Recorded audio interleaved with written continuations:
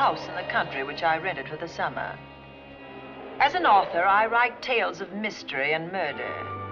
But the things that happened in this house were far more fantastic than any story I've ever had published.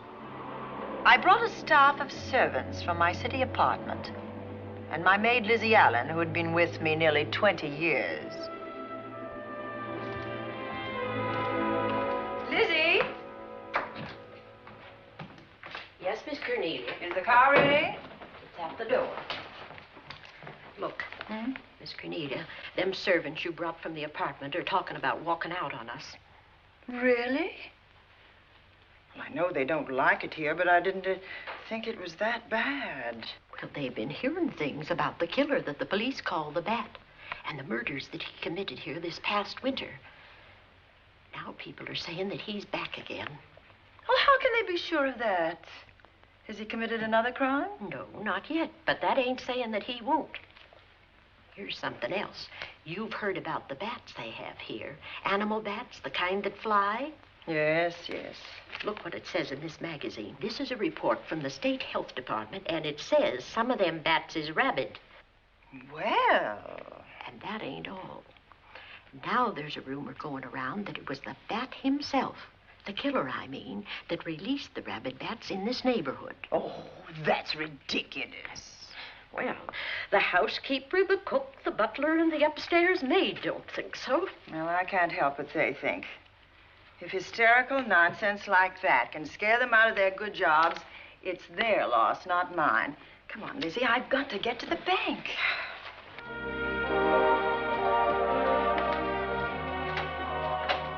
Drive directly to Zenith Bank, Warner. I'm afraid we'll have to hurry. It's near closing time.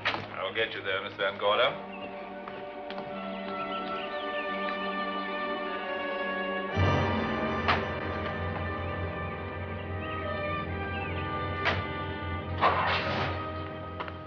Thanks again.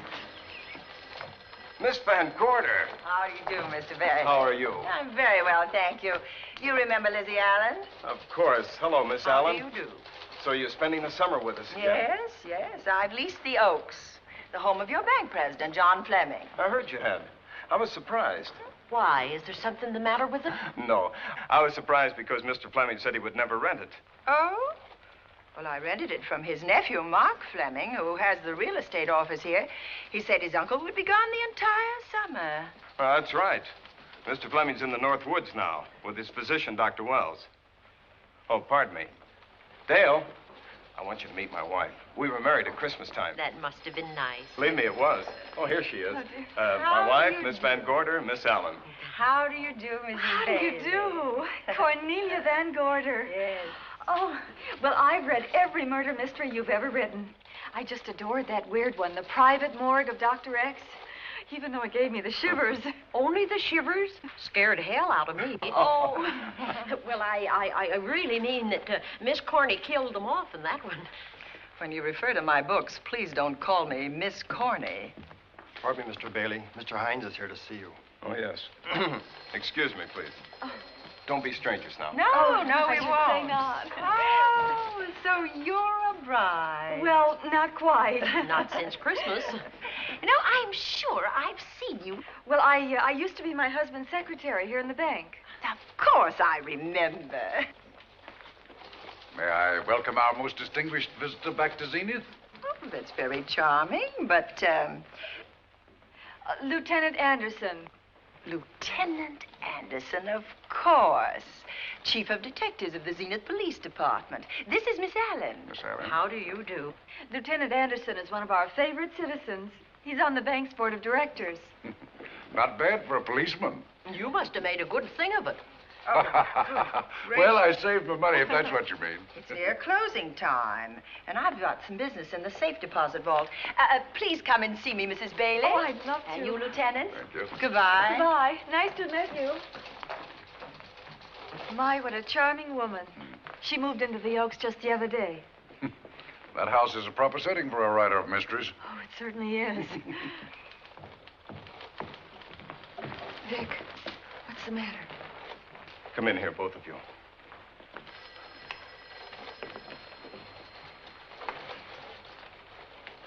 Andy, we're in trouble. Wendell Hines came in to pick up $350,000 worth of bonds that we were holding as collateral for a loan. They were kept in our special vault. Mr. Fleming and I are the only officers of the bank who have access to that vault. So? The Hines bonds are gone. That's not all. Other negotiable securities are missing. From what I can gather, short of a careful check, the bank has been looted of over $1 million worth of securities.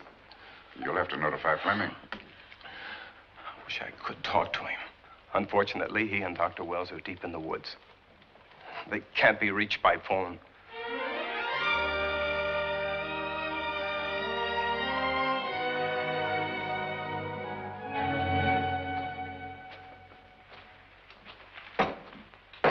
What is it?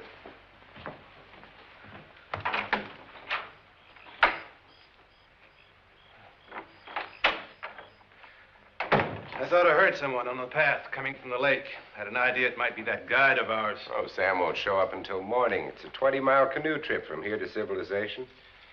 5 will get you 10. Sam has a message for me. I thought you told him at the bank not to bother you. I did, but they'll bother me. Doctor. Yes, John. What would you do for $500,000? Anything short of murder. Why not murder? Too messy. Too great a risk? For $500,000? Yes. I pinched $1 million from the bank. Well, I'm not kidding. I embezzled it. Not that I think you wouldn't do it if you thought you could get away with it. I got away with it. I'm not talking about currency. I took negotiable securities that could be converted into cash. I have the cash in 10s, 20s, and 100s. Well, I'm your doctor, not your lawyer. Why tell me this? You'll find out why. Who's going to take the blame for the robbery? Bailey, the cashier. They'll never suspect me. I like Bailey. Well, so do I. I love the guy. I gave him his first chance. He has a lovely little wife. Charming girl. Was the best man. Where's the $1 million? In my family's tomb in Zenith. In the crypt with my father's casket. I don't buy that, John. No? No. You forget that I had you in charge when you were a very sick man. When you raved in delirium. And I heard you talk about a hidden room. Now, where else could you put a hidden room except in that mansion you built? That white elephant you call the Oaks. Look, everyone knows I have a bad heart. Now, who would doubt it if you wired the bank directors that my heart had failed? That I had fallen from a great height here in the woods. And that I was badly smashed up. You could ship the body back for burial and instruct them not to open the casket due to the condition of its contents. Well, you realize, of course, that we'd have to have a body to put in that casket, which means that we'd have to deal with an undertaker at this end. Of course. Well, where do we get a body? Couldn't we provide one of our own? How about Sam? Sam, our guide? Sam weighs about as much as I do. He's practically a hermit. He wouldn't be missed for a long time. The local undertaker would know him. Not if we made him look as if he'd been in a serious accident. But if Bailey's going to take the blame, why'd he have to do this? The jury might acquit him. In that case, I'd be a logical suspect. I could disappear, of course, but it's safer if they think I'm dead.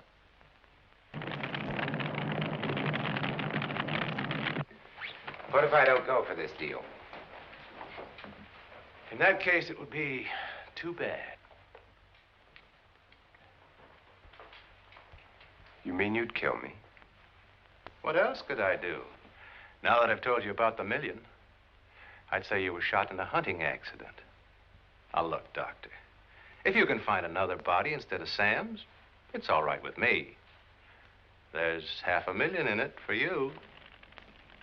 I'll do my best. I smell smoke. So do I. What's that noise? Look, Doctor, the woods are on fire. It's coming this way. We've got to get out of here. Out the back way. We will. As soon as I provide that body we were talking about.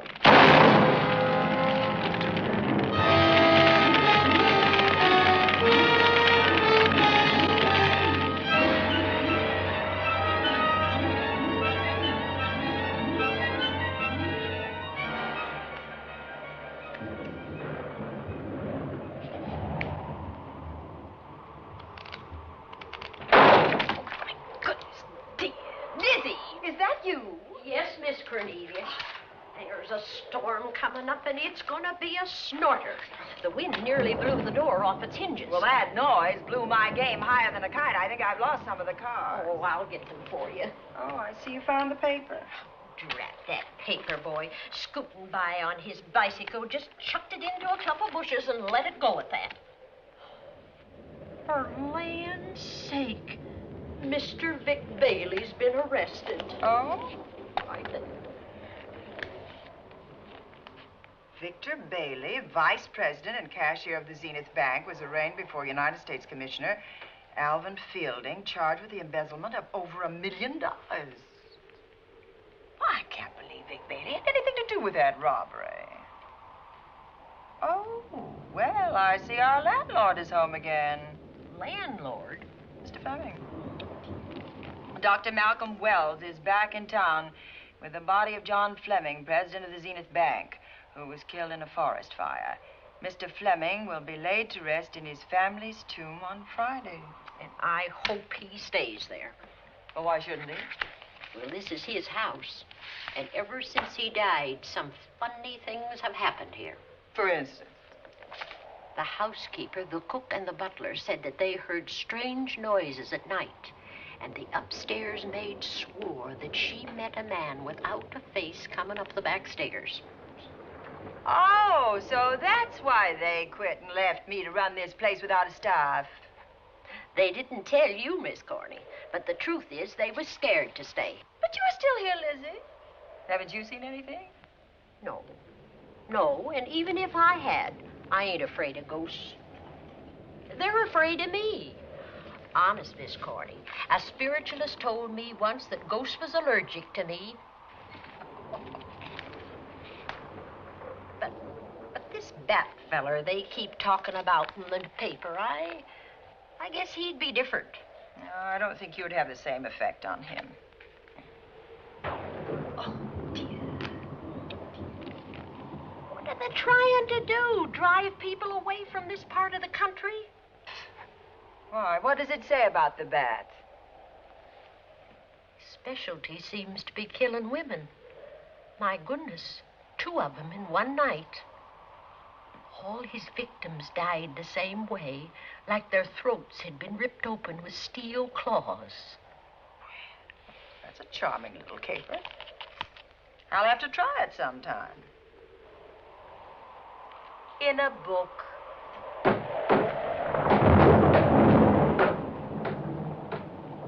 That ain't nothing, just something bumping against the house.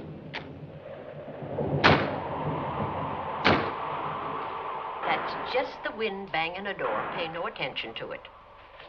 Listen to this. One of his victims, who lived for a moment after she was found, described the bat as a man without a face. Honest, Miss Corney, I think that woman must have been exaggerating.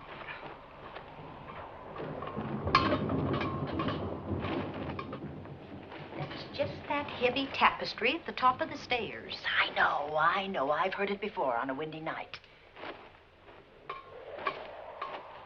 That sounds as if there was someone on the stairs.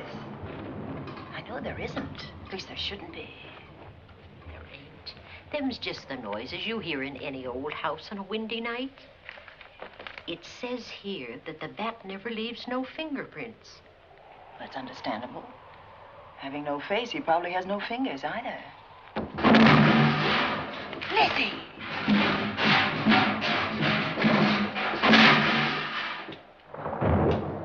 And that, I suppose, is the cat dropping its dentures.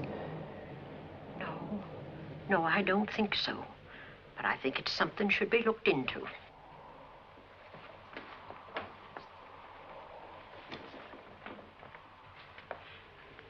What chucked him down here? The wind, I hope. There must be a window open up there. No, Lizzie. Let him lay. Let him sleep it off. I hope the power lines don't go down, put the lights out. Now, we'll check the windows in the living room and draw the curtains, and then we'll go to bed. Yes, ma'am.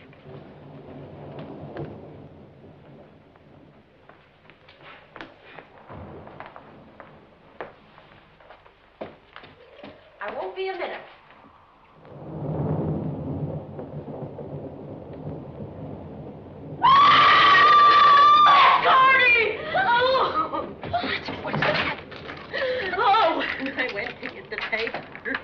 I turned the latch off.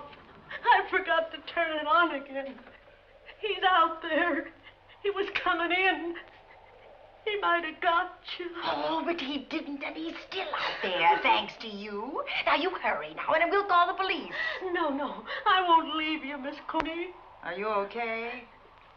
Yes, ma'am, I'm okay. Okay.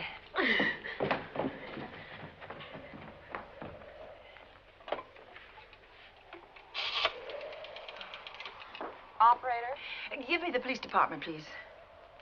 Zenith Police Department. This is Cornelia Van Gorder. I'm living at the Oaks. We know about that, Miss Van Gorder. Just a moment ago, a man tried to force his way into this house.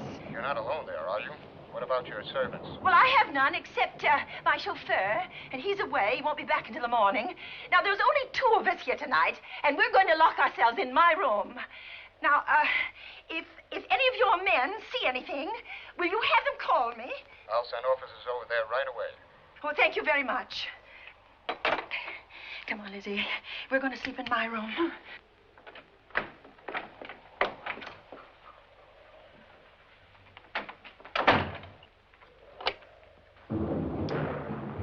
Well, nothing can get at us in this room now, I think. This door seems good and solid. Like the door to a tomb.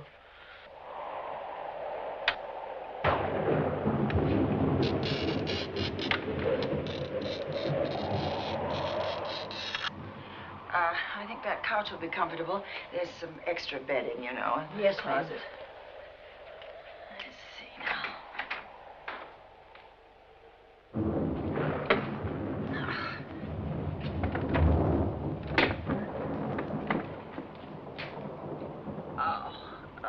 Huh? No bolt. Well, that's not so good.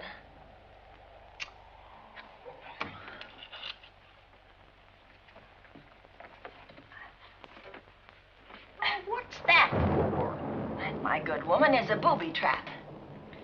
If anybody tries to open this transom, this will be knocked off, and we'll hear it fall.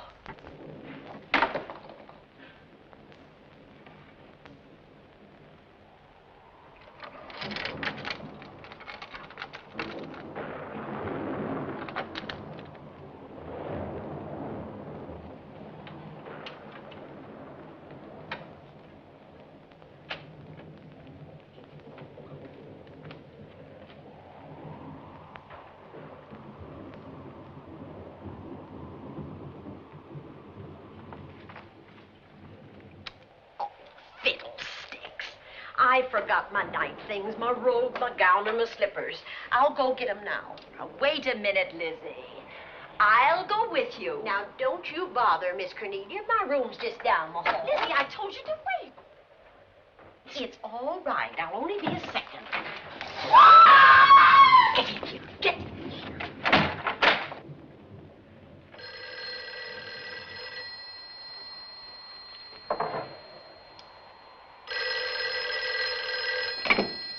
Yes? Miss Van Gorder? Yes? Zenith Police Department. There's a police car just outside your house, and the officers in it have reported that there's no sign of a prowler anywhere on the grounds. Oh, the man's inside now. He's in the hall, just outside my bedroom. Have your men break through the kitchen door and search this place from top to bottom. Okay, Miss Van Gorder. Sit tight. I will. I have a gun, and I know how to use it.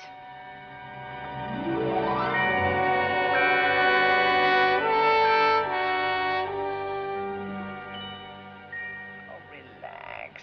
relax, Lizzie. The police did a good job. They couldn't find anybody in here. But we both saw him, Miss Cornelia. All right, so he got away. But there are men on guard outside, so just try and get some rest. There's nothing can get at us here.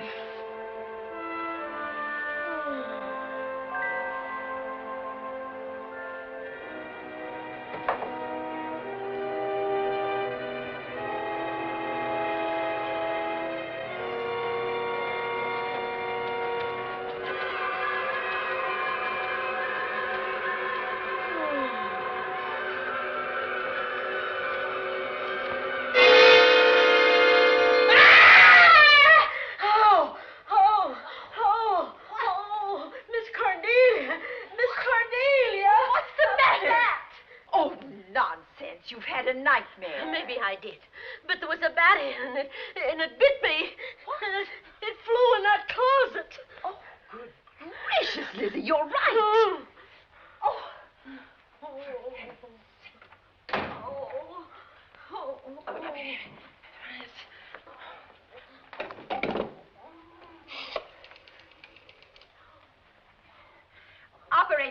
Operator, will you get me Dr. Malcolm Wells' office, please? No, I don't know his number, and I have no phone book up here, but this is an emergency. Will you connect me with his office, please? Oh, dear, I'm going to get the rabies. Hello? Hello?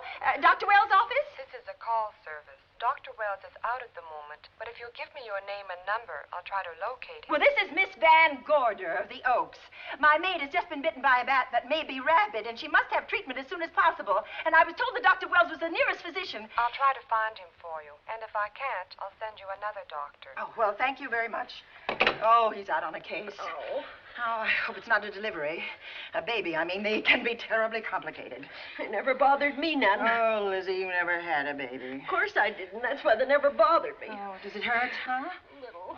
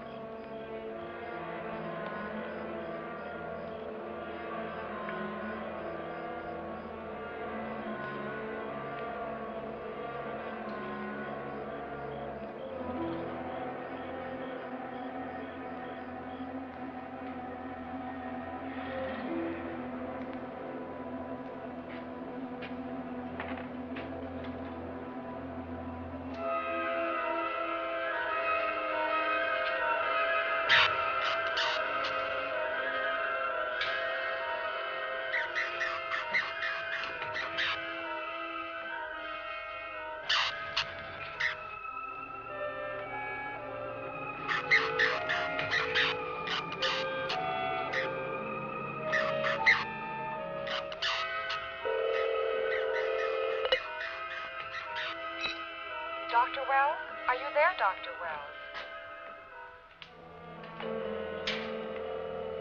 Are you there, Dr. Wells?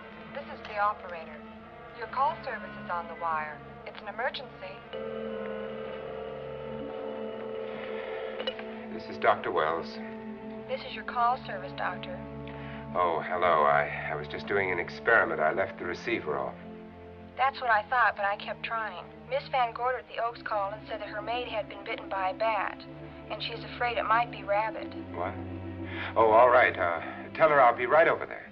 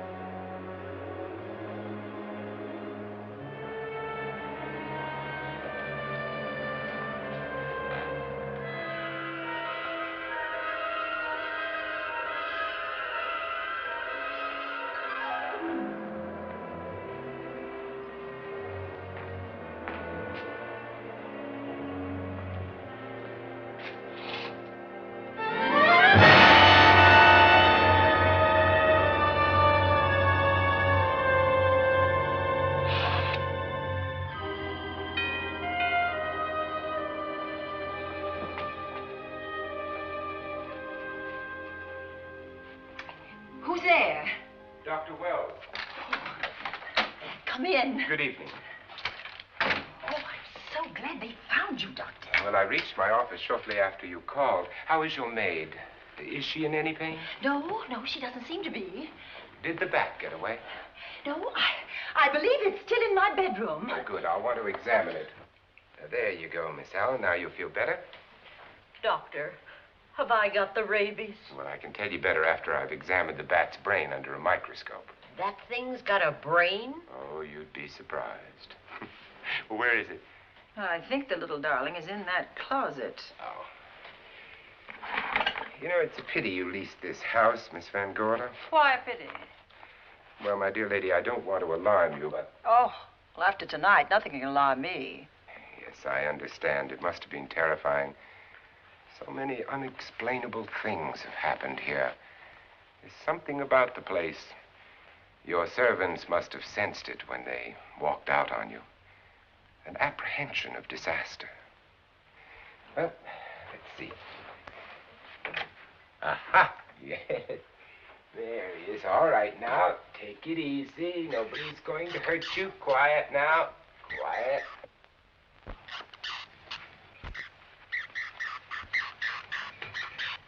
He looks quite normal. Doesn't seem to be sick at all. Oh, ain't that nice? I've been worried about him. Well, you should be. From his appearance, I'd say that he doesn't have any infection. In which case, you've had a narrow escape. Now, you take one of those tablets I left for you, and I'll guarantee you a good night. And I'll drop in on you tomorrow. Oh, thanks for everything, Doctor. Now, don't worry, I can find my way out. Oh, I know you can, but do let me help you. Oh, don't forget that once I'm gone, you'll have to climb those stairs alone. Oh, I'm all right. I'm armed now. Can you shoot one of those things without shutting your eyes? Oh, Doctor, there are guns in every book I've ever written. I don't write about things I'm unfamiliar with. Lock the door, Lizzie. Good night. Yes, ma'am. Good night, Doctor. Accident? No, the wind blew him down. Oh. I think. Oh. Did you know that young Mark Fleming leased you this house without notifying his uncle? No, I didn't. Well, it doesn't matter now. John Fleming is dead and Mark's his heir. But if John were alive, he would warn you to leave here, Miss Van Gorder. Really? Yes. It's been a tragic place for anyone who ever lived in it. Well, good night. Good night, Doctor. Who's out there? Nobody you need worry about, Doctor. Oh, it's Andy. That's right. Oh, good evening, Miss Van Gorder. Good evening, Lieutenant. Somebody sick here? My maid was bitten by a bat. Oh? A rabid bat? Well, I'll know for sure when I get to my lab. I caught the bat. It happened indoors? In my bedroom. Yes. How'd it get in? Well, there are many ways a bat could get in a house. You ought to know. I spotted this hole in the window the minute I got here. Why? That's where the two-legged bat got your door open. Miss Van Gorder told me that she phoned headquarters at Zenith. Yes, I phoned twice. The second time was after the prowler got in the house. Weren't headquarters, Andy? No, but they contacted me. An officer came and searched the house from top to bottom, but they couldn't find the bat. You better have this window fixed tomorrow. Oh, yes, I certainly shall. I'd better be going.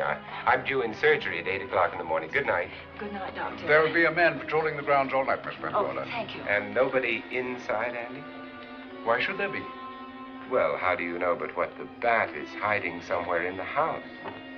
I'm quite sure he isn't in the house, Doctor. Not now. Good night. Good night.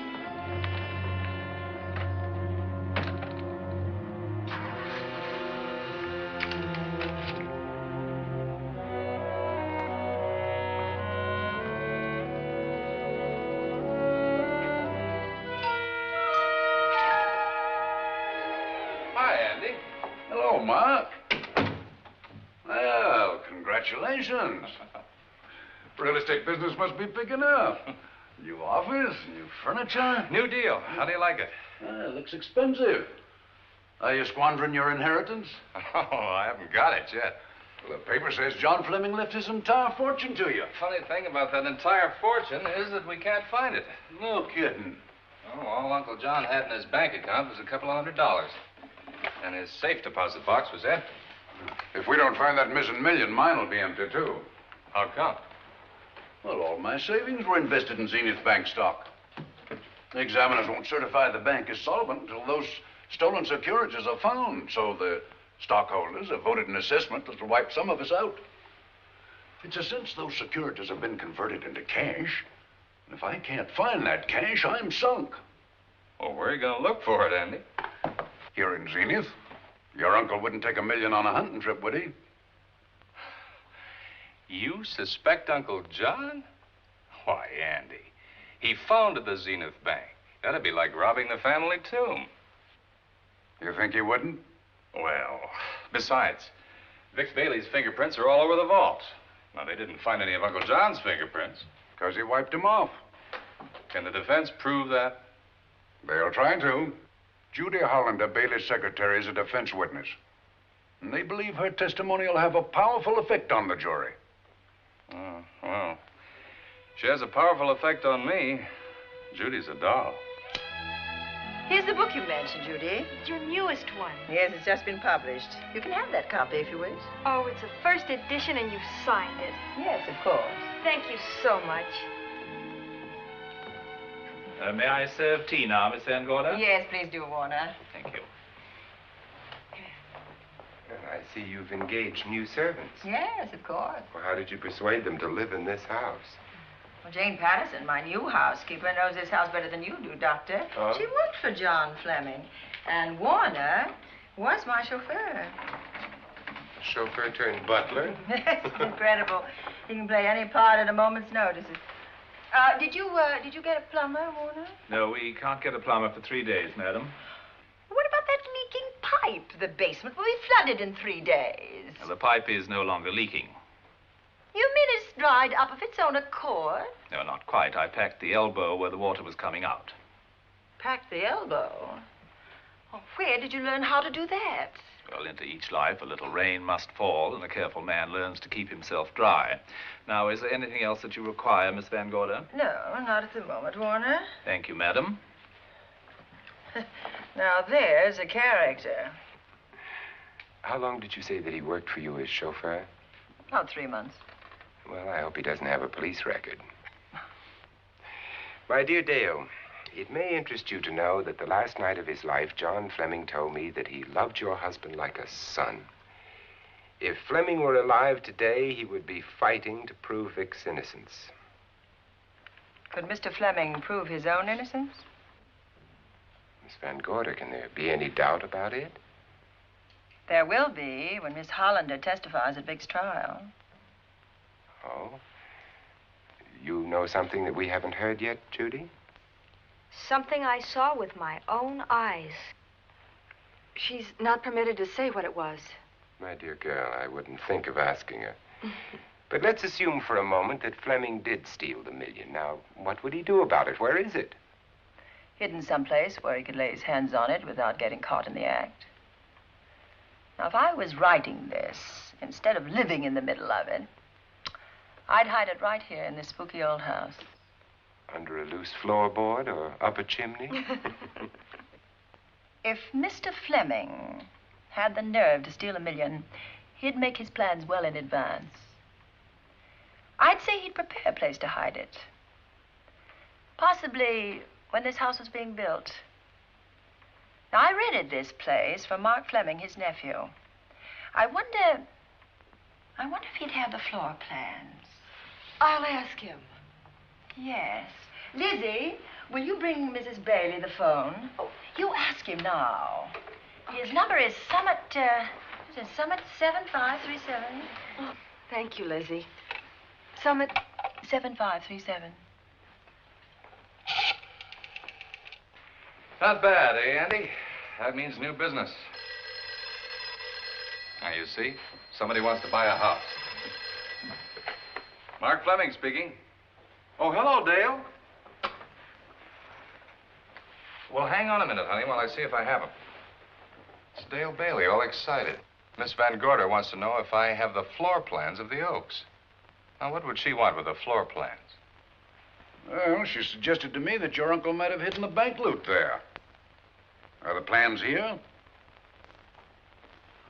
Somewhere in the house itself.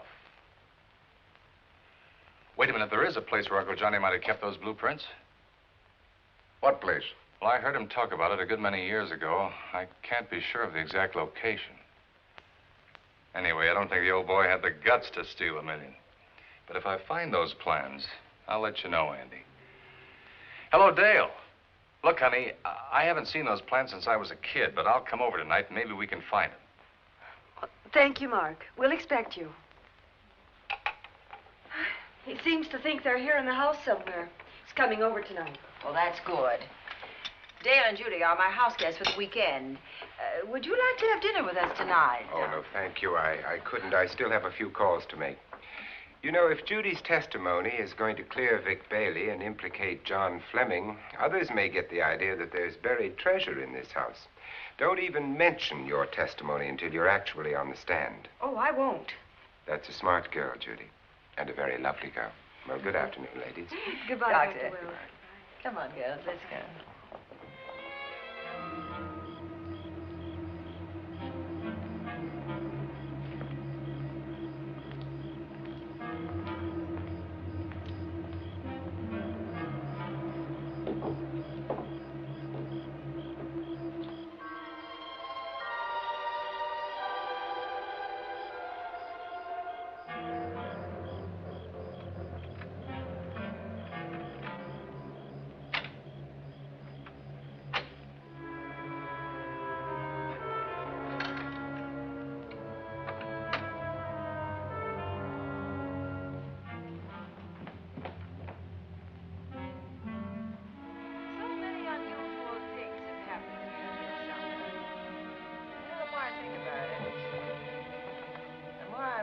I should be putting them down on paper.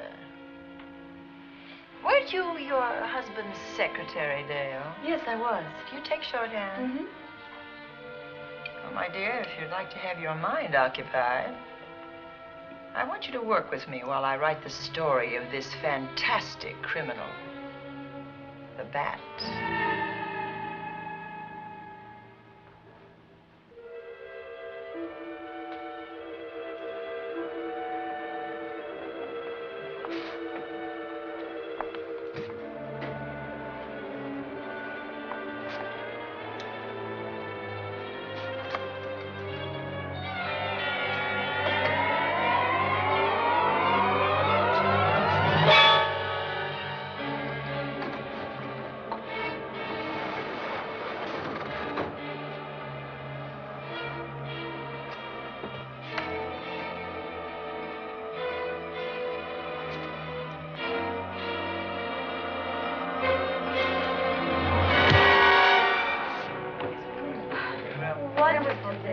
Thank you.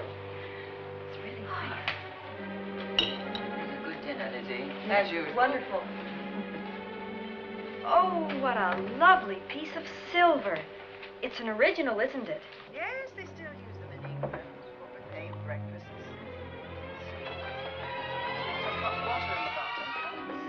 Should keep us hot, your sausages and your scrambled eggs. Interesting. It's very useful. Really nice.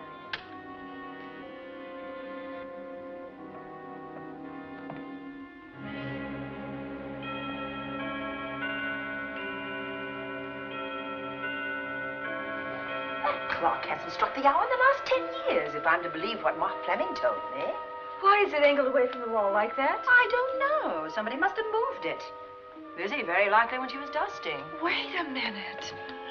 Did you know there's a door in this paneling? No, I didn't. Oh, my gracious, so there is. Maybe it opens to a secret passage. Oh, certainly to a secret something. Who knows, girls? We'll be about to stumble on that missing million. There's a panel. There must be some gimmick to it. There always is. Yes, it moves. It moves. It moves.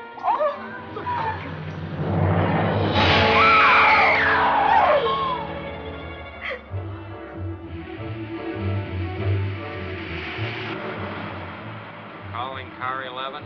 Calling car 11. Proceed to the Oaks in Zenith Township immediately. A homicide has been reported. Okay. Proceeding to the Oaks. Notify the county coroner, Dr. Wells. Tell him to come to the Oaks at once.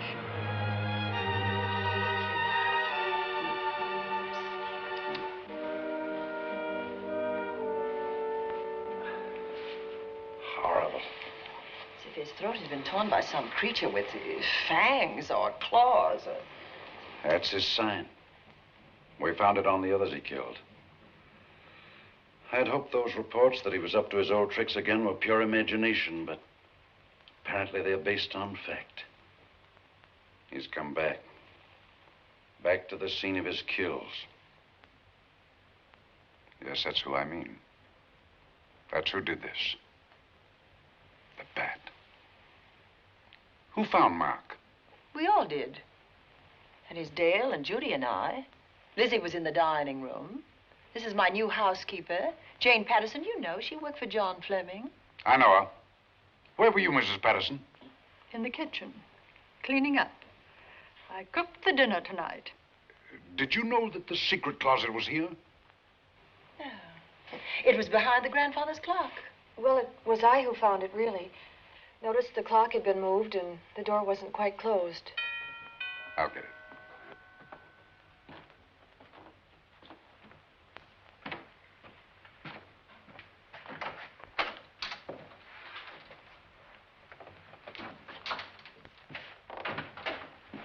Who is it?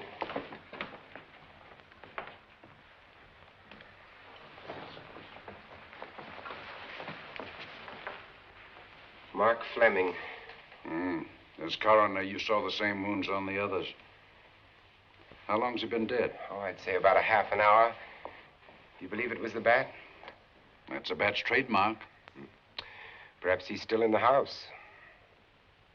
That's possible. Why should he be? Because he's looking for something, and like you, he believes it's here. And he's a persistent killer. I would advise you to get out of this house as quickly as possible, notwithstanding our expert police protection. Have you called the morgue? They're on their way here. Oh, good. I want to examine the body before they get here. May we take it into another room? Yes, to the sunroom in the back. Thank you. Give me a hand. Excuse me.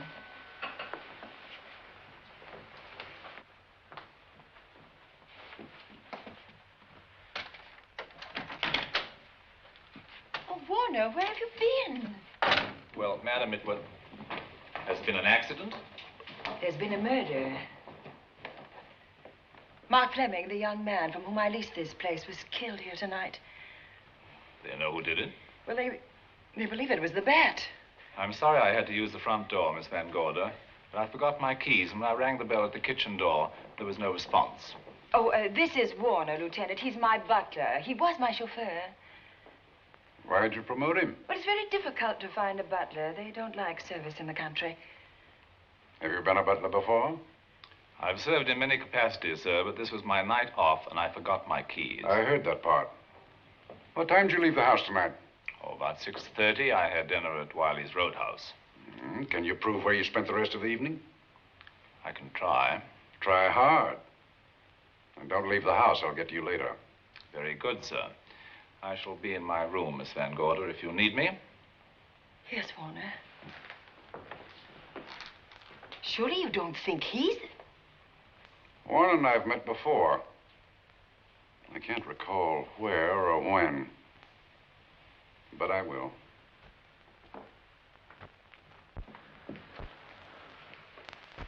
There'll be a crew here shortly from headquarters, dusting for fingerprints, taking photographs.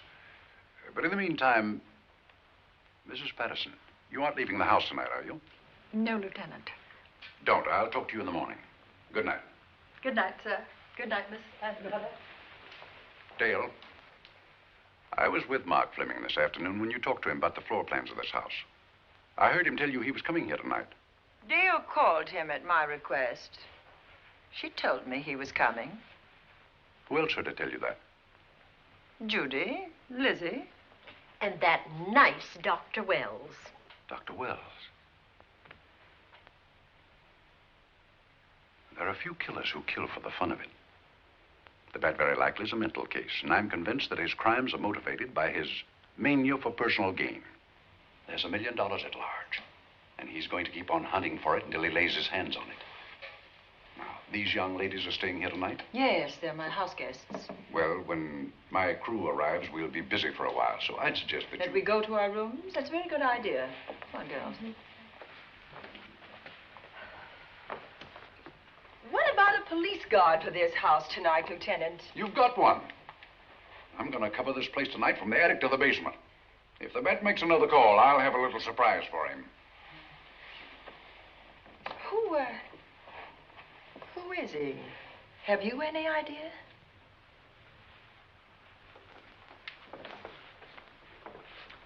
He could be anybody. So far, there are clues to his identity, but nothing we could take before a jury. I'm afraid we must look higher than the criminal world. He may be a merchant, lawyer, doctor, scientist, one of the pillars of his community. Ladies, lock your doors tonight. Stay behind them. I promise you you'll be safe. Good night. Good night, Lieutenant. Good night.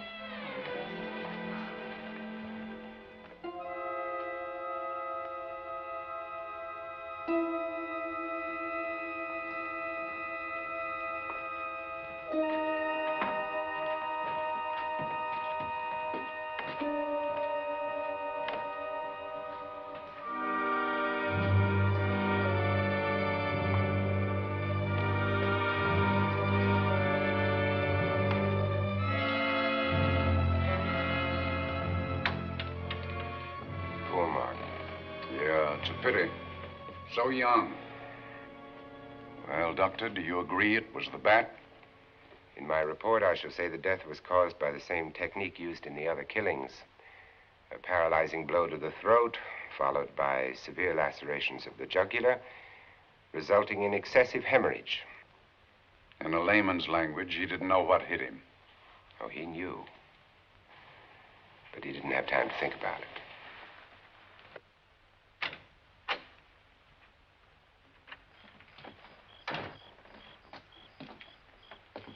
Staying here tonight, Andy?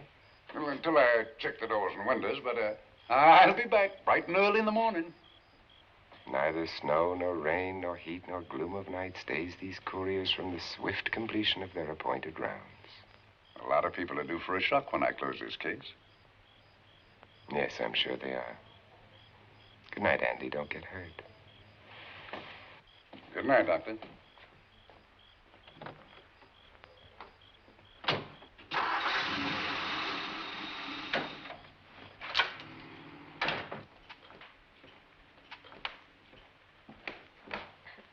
You know, I think we'd better let you get some sleep. Oh, Lizzie and I share this room for mutual protection.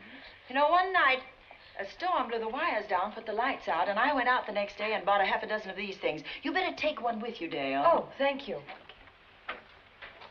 We'll go across the hall now. Are you sure there's nothing else you need? Oh, no. Quite sure. We'll be all right. Well, if anything bothers you, you just sing out, and 2 strong women will come to your rescue. Oh, nothing will bother us. Not with Andy on the job. No. Well, good night. Good night, Miss Van Gordon. See you in the Don't worry, everything will be all right. We won't. Good night. Good night.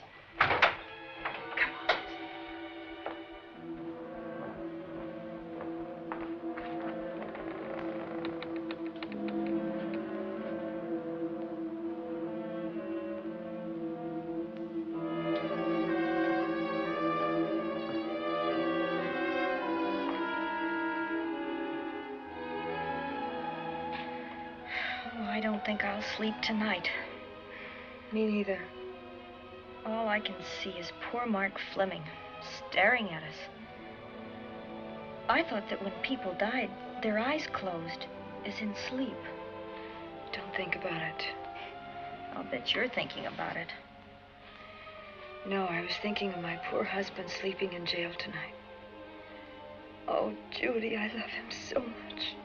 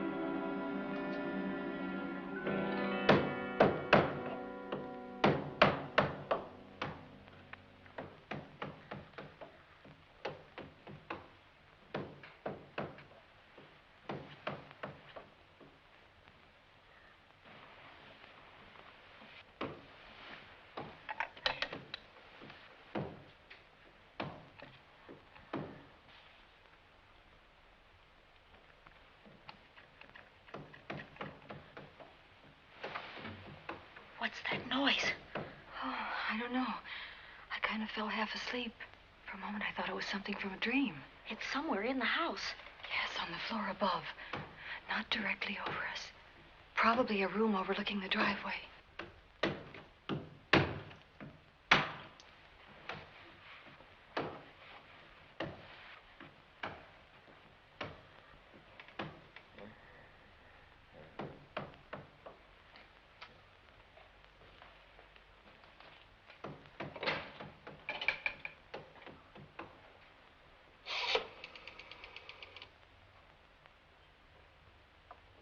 Should we call Miss Van Gorder? She'll hear it. How can she help but hear it?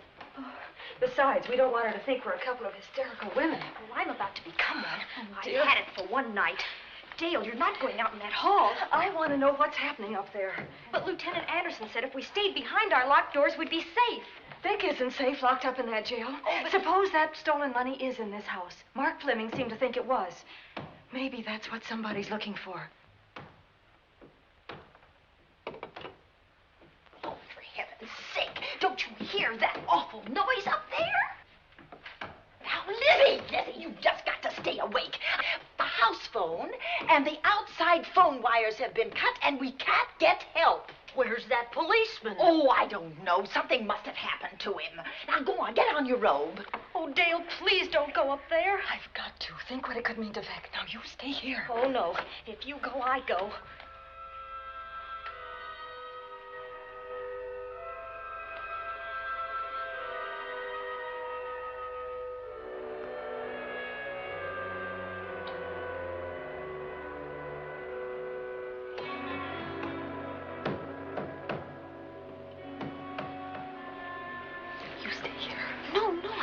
Go up there alone. You wait here. I'm going to see what it is. Oh, please let me go with you, Judy, Dale. will you warn me if anyone comes? I'll only be a moment. Now, wait.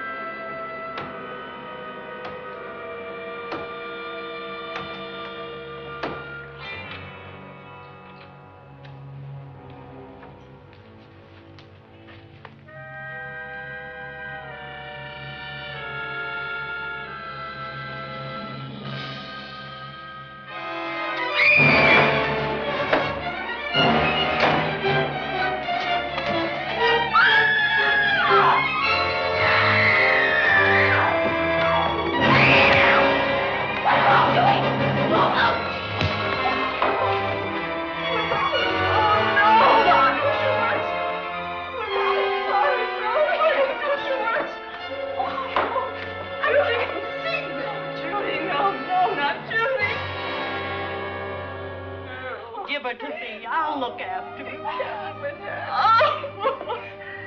Poor baby.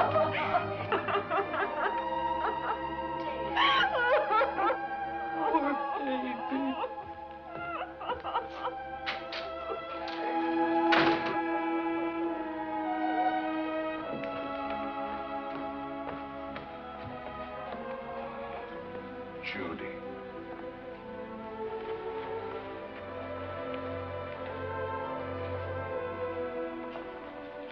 The bat. Yes, the bat. He caught her at the head of the stairs.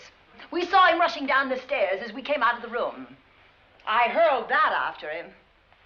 I hit him, I believe. I'm going to cover this place from attic to basement, you said. Well, what were you covering when that poor child was murdered? Where were you? I saw a man outside in the grounds. I went out there and hunted him. I heard him in among the trees, and so I followed the sound of him as far as the brook down near the back road. And then I lost him. I'd rather give my own life than have this happen to Judy. But I told you to stay in your rooms and lock your doors and stay there. What was she doing at the head of those stairs? That was my fault. They heard a strange noise. Heavy pounding in one of the rooms on the 3rd floor. We all heard it. I wanted to see what it was. Judy, she wouldn't let me go out by myself. I made her stay on the balcony. What about your new butler? Oh, well, he's in his room, I suppose. Oh, Mrs. Patterson. Oh, yes. Did you know what happened here? No, sir, but I heard the screams. I went to call Warner. We have rooms on the same floor, but he wasn't in his room. His bed hasn't been slept in. If Mrs. Patterson heard the screams, Warner could certainly hear them. You're quite right, sir. I heard them. Oh, you did? And where were you? Outside in the grounds. Miss Holland has been murdered. No. Oh, so you're surprised. Shocked.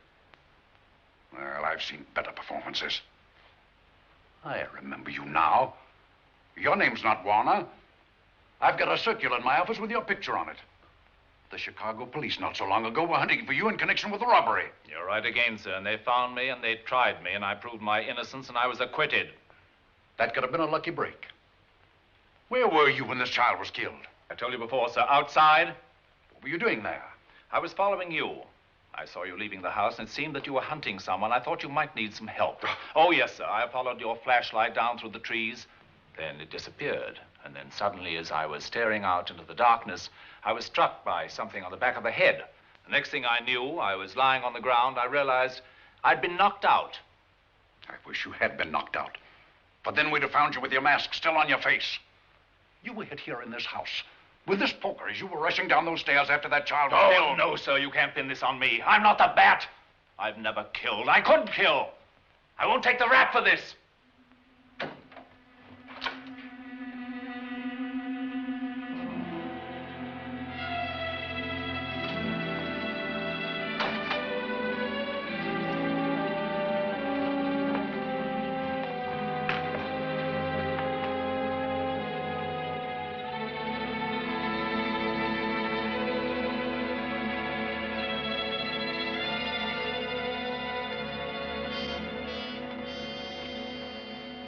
Well, Doctor, we have another case for the county coroner.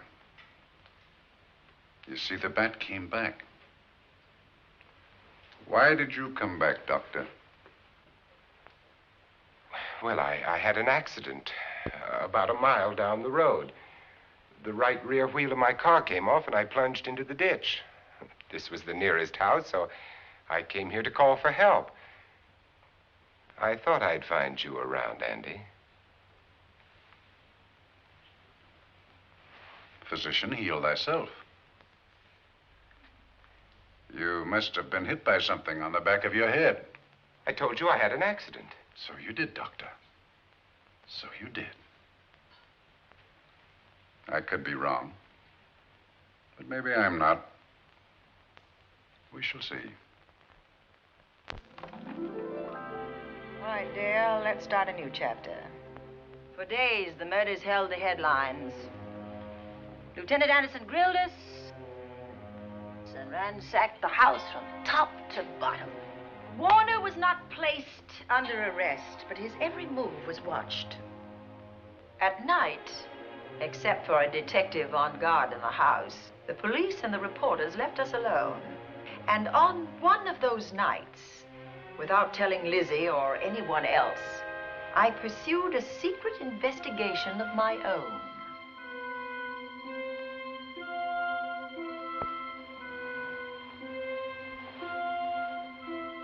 It was in an empty room on the 3rd floor where we kept our trunks and other things.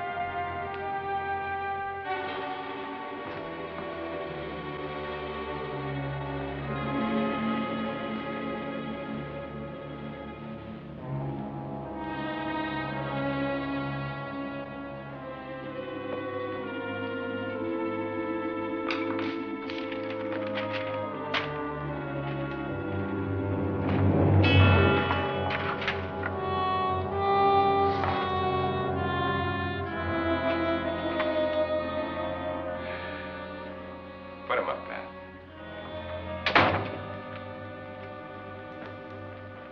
It's a bright idea to kill me in my own lab and let people think that I'm the bat. But you had to kill me first. What was it to be? Ambush? And clever as you are, you're not smart enough to do that. Nor were you smart enough to find the money, though you came quite close to it. But I know where it is. And when you're dead with that sign pinned on your chest, I'm going to collect it and live happily ever after. He destroyed himself. How true that will be. Well, goodbye, Bat. Here's a serum that will heal you whether you're rabid or not.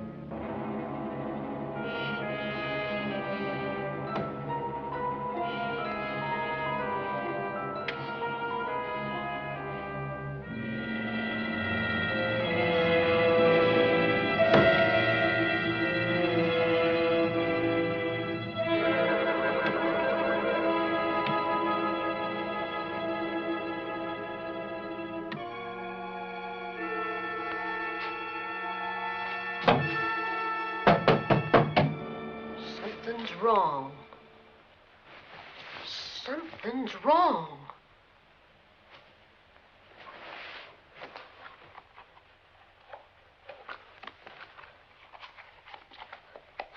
Miss Cornelia.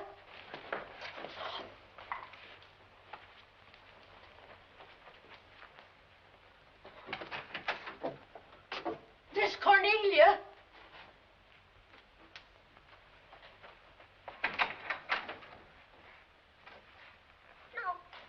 Would she be going at this time of night?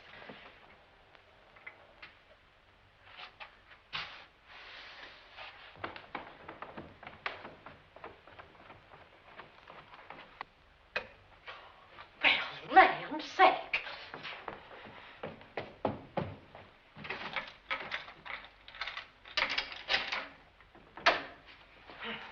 I never.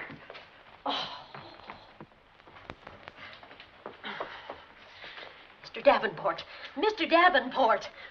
Oh, a fine thing. The door unbolted, the chain off, and you asleep on the job.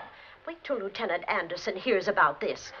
Come on, wake up. What's the matter with you? I don't know. My head hurts.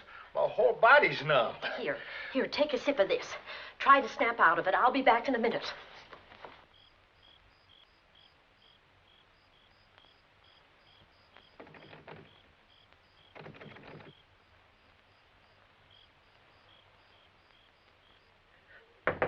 Hurry, will you? It's Lizzie. I'm terribly worried. I can't find Miss Cornelia anywhere, and something's happened to the policeman. I don't know what. Get Warner. Bring him to the drawing room. Tell him we need him.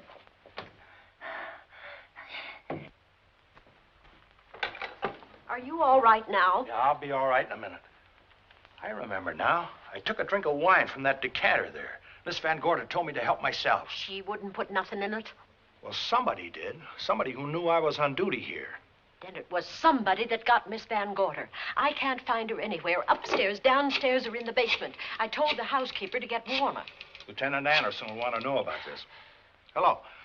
Yeah, this is Davenport at the Oaks. We've got trouble here. Well, for one thing, I was drugged. Yeah. But I must have been knocked out because the maid tells me Miss Van Gorder is missing. Well, you better call Anderson and let him know. He's not at home. Well, where is he? Out on a case? What case? Dr. Wells. What else did they tell you about it? Oh, hurry, will you? We've got to find Miss Cornelia. Okay. Lieutenant Anderson is out on a case. Dr. Wells was found dead in a room next to his garage, murdered. Dr. Wells?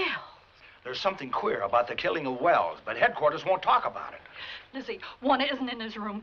There's no sign of him anywhere. And I was supposed to keep an eye on that guy.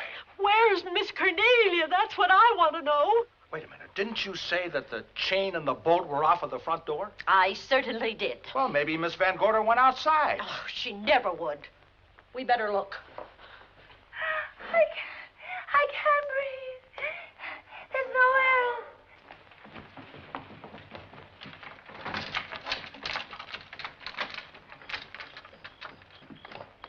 Miss Cornelia. Oh, Miss Van Miss Gorder. Cornelia. Miss Cornelia. Miss Van Gorder. Look. There's a light in that room on the 3rd floor. Were you up there tonight? Well, of course I was, but I turned the lights out before I came downstairs. And Miss Cornelia might have turned them on again. That's why we're going to look first. Come on.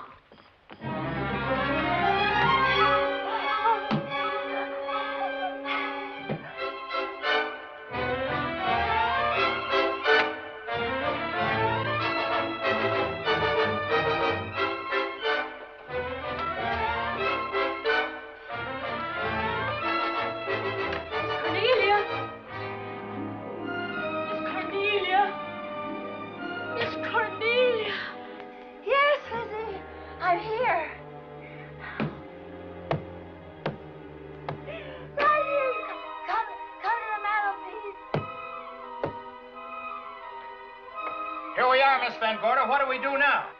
Over the mantel, there are 5 panels. Strike it with your hand.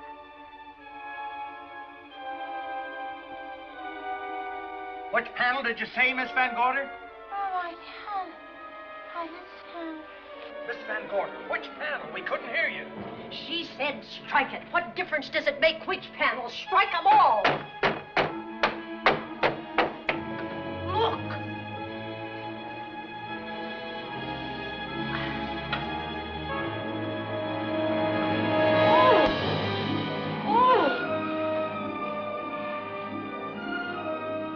Oh, it's all right now.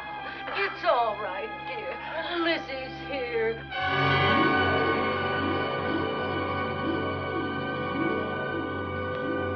Feeling better? Yes, much better. We'll take you to your room. Oh, no, you won't. I'm going to stay right here. I'm quite all right. Oh, how blessed it is to breathe without an effort. You know, no one knows how sweet the air can taste until someone shuts it off for a moment. That room is just like a box. When the mantelpiece closed, it seemed like all the air was drawn out of it. Look, there it goes again. Let it close. I can open it from in here. There's a control panel behind this blueprint. Electric motor under the trap door here. Once the door is open, you can keep it that way. I believe that the fireplace in this other room opens the same way. And it does.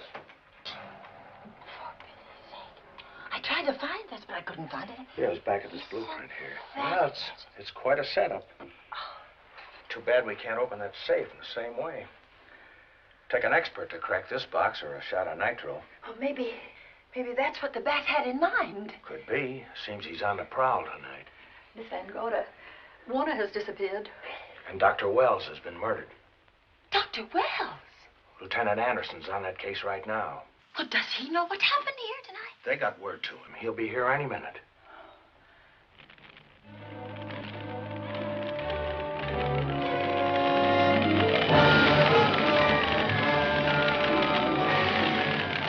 What's that noise?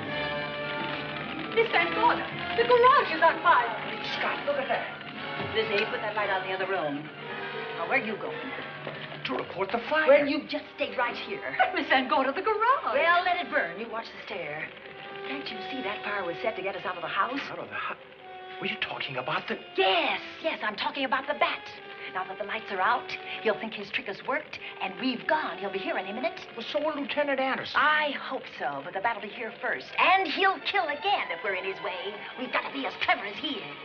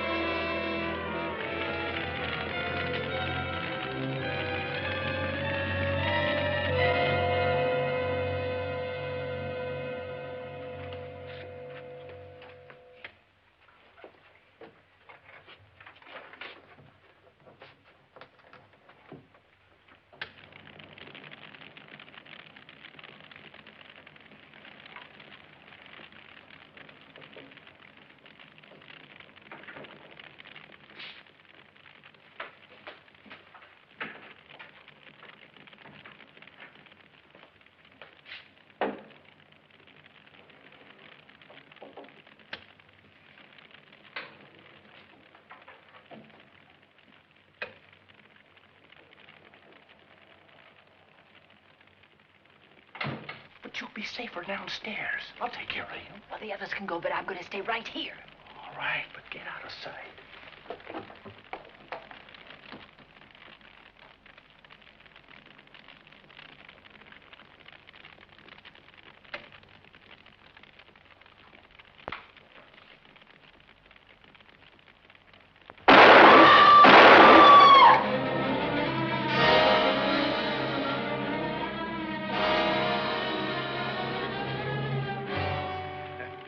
Let's face it, ladies, and get it over with. Others have seen my face before they died, but I'll have to deny you that pleasure. This would make a good scene for your book, Miss Van Gorder, but I'm afraid you'll never write it.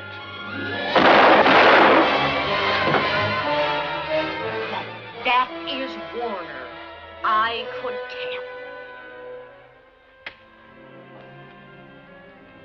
tell. You misjudged me, Miss Ellen. Warner! I don't like being a murder suspect, Miss Van Gorder. I was headed for a plane, but halfway to the airport, I changed my mind and came back. I'm glad that I did.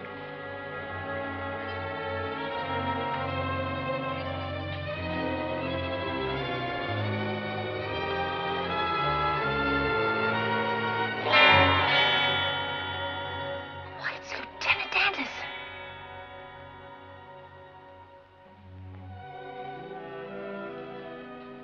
Yes, it was Anderson. He discovered the secret of the hidden room and was waiting to get into it and open up the safe. We found the money in it, a little over $1 million in tens and twenties and hundreds. Good old Andy. With all his ill-gotten gains invested in bank stock. It's rather a clever way to hide stolen money. In the open, as it were, and so respectable. But don't try it. No matter how clever you are, you can't hide murder.